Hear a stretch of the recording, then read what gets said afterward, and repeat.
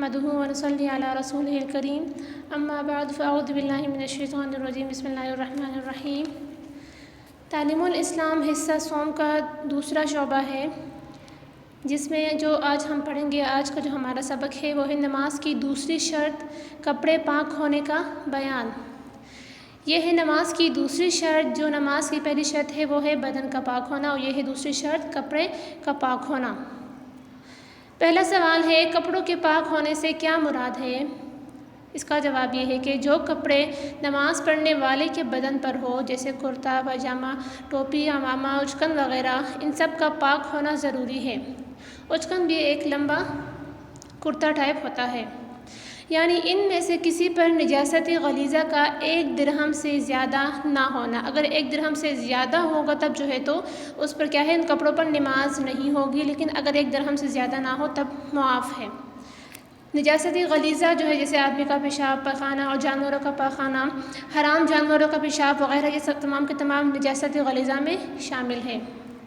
اور نجاست خفیفہ کا چوتھائی کپڑے تک نہ پہنچنا نماز جائز ہونے کے لیے شرط ہے۔ اگر چوتھائی کپڑے تک ہو یا چوتھائی کپڑے سے زیادہ ہو تب جو ہے تو نماز جائز نہیں ہے، لیکن اگر اس سے کم ہو تب جو ہے اس میں نماز جائز ہے، یعنی کہ ان کپڑوں میں نماز پڑھنا درست ہے۔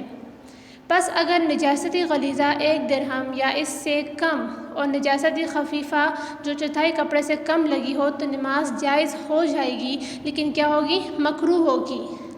سمجھ آ گئی؟ نماز تو ہو جائے گی لیکن مکروہ ہوگی۔ دوسرا سوال ہے اگر عمامہ کا ایک کنارہ ناپاک ہے مگر نماز پڑھنے والے نے اس کنارے کو الگ کر دیا، دوسرے کنارے سے آدھا عمامہ باندھ لیا، تو نماز جائز ہوگی یا نہیں؟ سمجھ میں آ گئی کہ اگر عمامہ کا ایک کنارہ ناپاک ہے مگر نماز پڑھنے والے نے اس کنارے کو الگ کر دیا، الگ مطلب کہ اس کو دوسری طرف کر دیا، دوسرے کنارے سے آدھا عمامہ باندھ لیا، تو نماز اس کی جائز ہوگی یا نہیں ہوگی؟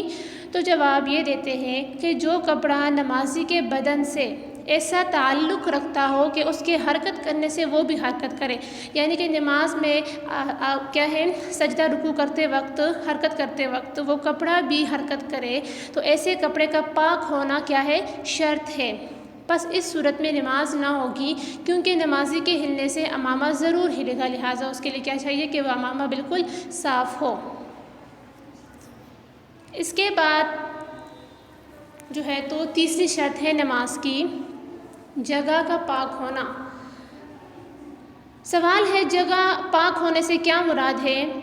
نماز پڑھنے والے کے دونوں قدموں اور گھٹنوں اور ہاتھوں اور سجدے کی جگہ کا پاک ہونا ضروری ہے، یعنی کہ جب بندہ کوئی نماز پڑھتا ہے تو اتنے بقدر میں جگہ کا کیا ہے؟ پاک ہونا ضروری ہے۔ دونوں قدموں، گھٹنوں اور ہاتھوں اور سجدے کی جگہ کا پاک ہونا کیا ہے؟ ضروری ہے نماز پڑھنے کے لیے۔ دوسرا سوال ہے کہ جس چیز پر نماز پڑھی جائے اگر اس کی دوسری جانب ناپاک ہو تو کیا حکم ہے؟ جواب یہ ہے کہ اگر لکڑی پر نماز پڑھی جائے، لکڑی کے تختے پر یا پتھر یا بچھی ہوئی اینٹوں پر یا کسی اور ایسی ہی سخت یا موٹی چیز پر نماز پڑھی جائے اور اس کا وہ رخ جس پر نماز پڑھی پاک ہے تو نماز ہو جائے گی، دوسرا رخ ناپاک ہو تو کچھ حرج نہیں۔ اگر جس چیز پر نماز پڑھ رہا ہے اگر وہ اس قدر کیا ہے، موٹی ہے کہ کیا ہے، اس کا اوپر والا حصہ تو صاف ہے لیکن نیچے والا ناپاک ہے تو اس پر نماز ہو جائے گی۔ اگر لکڑی کا تختہ وغیرہ ہے یا پتھر وغیرہ ہے یا بچھی ہوئی اینٹوں پر کوئی نماز پڑھ لے تو چونکہ نیچے والا حصہ اگر ناپاک ہے بھی تو کوئی حرج نہیں ہے، کیونکہ اوپر والا حصہ پاک ہے۔ اور اگر پتلے کپڑے پر نماز پڑھی اور اس کے دوسرے رخ پر نجاست تھی تو نماز درست نہ ہوگی۔ اس کے بعد سوال ہے اگر کپڑا دھورا ہو اور اوپر والا پاک نیچے والا ناپاک ہو تو کیا حکم ہے؟ یعنی کہ ڈبل کپڑے ہوں۔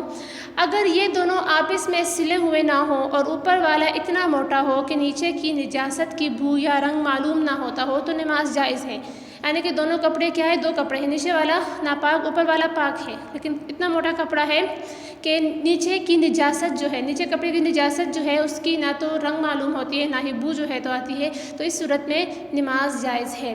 اور اگر دونوں تہیں کپڑے کی سلی ہوئی ہیں تو احتیاط یہ ہے کہ اس پر نماز نہ پڑھیں۔ سمجھ آ گئی کہ اگر دونوں کپڑے کیا ہے؟ سلے ہوئے ہیں تو اس میں احتیاط یہ ہے کہ اس پر نماز نہ پڑھی جائے۔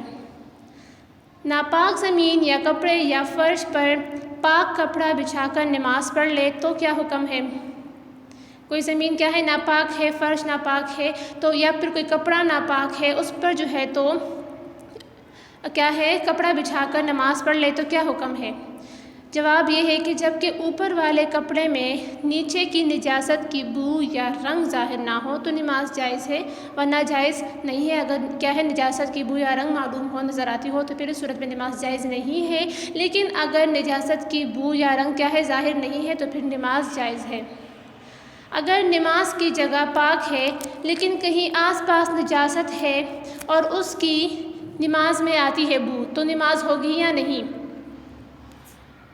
تو نماز ہو جائے گی، لیکن قصداً ایسی جگہ پر نماز پڑھنا کیا ہے اچھا نہیں ہے۔ اس کے بعد نماز کی جو چوتھی شرط ہے وہ ہے سطر چھپانا۔ سطر چھپانے سے کیا مراد ہے؟ اچھا، مرد کو ناف سے گھٹنے تک اپنا بدن چھپانا کیا ہے فرض ہے۔ یہ ایسا فرض ہے کہ نماز کے اندر بھی فرض ہے، مرد کو کیا ہے ناف سے گھٹنے تک اپنے جسم کو ڈھانکنا چھپانا کیا ہے یہ نماز میں بھی فرض ہے اور نماز کے باہر بھی فرض ہے۔ اور عورت کو سوائے دونوں ہتھیلیوں اور پاؤں اور منہ کے تمام بدن ڈھانکنا کیا ہے فرض ہے۔ اگرچہ عورت کو نماز میں منہ چھپانا فرض نہیں، لیکن غیر مردوں کے سامنے بے پردہ کھلے منہ آنا بھی جائز نہیں ہے، یعنی کہ نماز کے علاوہ جو ہے منہ چھپانا بھی کیا ہے فرض قرار دیا ہے۔ نماز میں منہ چھپانا فرض نہیں، لیکن غیر مردوں کے سامنے بے پردہ کھلے منہ آنا کیا ہے یہ جائز نہیں ہے۔ سمجھ آ گئی؟ اس کے بعد ہے اگر سطر کا کوئی حصہ بلا قصد کھل جائے تو کیا حکم ہے، یعنی کہ بغیر ارادے کے کھل جائے نماز میں تو پھر کیا حکم ہے؟ جواب یہ ہے کہ اگر چوتھائی عضو کھل جائے اور اتنی دیر کھلا رہے جتنی دیر میں 3 بار سبحان ربی العظیم کہہ سکے تو نماز ٹوٹ جائے گی، اور کھلتے ہی فوراً ڈھانک لیا تو نماز صحیح ہوگی۔ اگر چوتھائی عضو کھل جائے اور اتنی دیر کھلا رہے جتنی دیر میں کیا ہوتا ہے 3 بار ہم سبحان ربی العظیم کہہ سکتے ہیں تو نماز ٹوٹ جائے گی، اور اگر کھلتے ساتھ ہی فوراً ہی وہ جو ہے تو ڈھانک لے اس حصے کو تو پھر نماز صحیح ہوگی۔ اس کے بعد سوال ہے کہ اگر کوئی شخص اندھیرے میں ننگا نماز پڑھ لے تو کیا حکم ہے؟ اگر جواب یہ دیتے ہیں کہ اگر کپڑے ہوتے ہوئے ننگے بدن نماز پڑھی تو اندھیرے میں ہو یا اجالے میں ہو نماز نہ ہوگی، بلکہ کیا کرے وہ کپڑے پہنے پھر نماز پڑھے۔ کپڑوں کے ہوتے ہوئے ننگے بدن نماز پڑھنا نماز نہیں ہوتی۔ اس کے بعد سوال ہے اگر قصداً چوتھائی عضو کھولے تو کیا حکم ہے، یعنی کہ ارادے سے اپنے ارادے سے چوتھائی عضو کھولے نماز میں تو پھر کیا حکم ہے؟ جواب یہ دیتے ہیں کہ قصداً چوتھائی عضو کھولتے ہی نماز ٹوٹ جائے گی، پھر اس میں ہم اتنی دیر جو ہے تو انتظار نہیں کریں گے جتنی دیر میں ہم 3 بار سبحان ربی العظیم کہہ سکتے ہیں، بلکہ چونکہ قصداً اس نے چوتھائی عضو کھولا ہے تو کھولتے ساتھ ہی نماز ٹوٹ جائے گی۔ اس کے بعد آخری سوال ہے کہ اگر کسی کے پاس بالکل کپڑا نہ ہو تو کیا کرے؟ جواب یہ دیتے ہیں کہ اگر کسی طرح کا کپڑا نہ ہو تو کسی اور چیز سے بدن ڈھانکے، مثلاً درختوں کے پتے یا ٹاٹ وغیرہ۔ یہ ٹاٹ بھی بوری کا کپڑا ہوتا ہے، اور جب کچھ بھی سطر ڈھانکنے کو نہ ملے، یعنی کہ درختوں کے پتے بھی نہ ملے، ایسی جگہ ہو جہاں پر درخت نہ ہو یا اور ٹاٹ بھی نہ ملے تو ننگا نماز پڑھ لے، لیکن اس حالت میں بیٹھ کر نماز پڑھنا اور رکوع اور سجدے کو اشارے سے ادا کرنا بہتر ہے۔ سمجھ آ گئی سب کو؟ یہ سبق جو ہے تو اچھی طرح سے یاد کر لیں۔ وآخر دعوانا ان الحمد للہ رب العالمین۔